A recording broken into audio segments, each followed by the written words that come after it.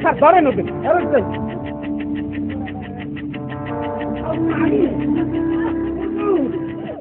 কিন্তু এই যৌতুক নিলে কি শাস্তিটা হয় এখন বোঝেন আমি বোঝেন গা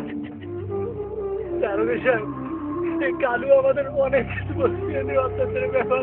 আমরা তো আমার গুরুত্ব দিই এমন তোর গুরুত্ব দিলাম আমার বাড়িটা রাস্তার বাইরে বেরোলো বিদেশ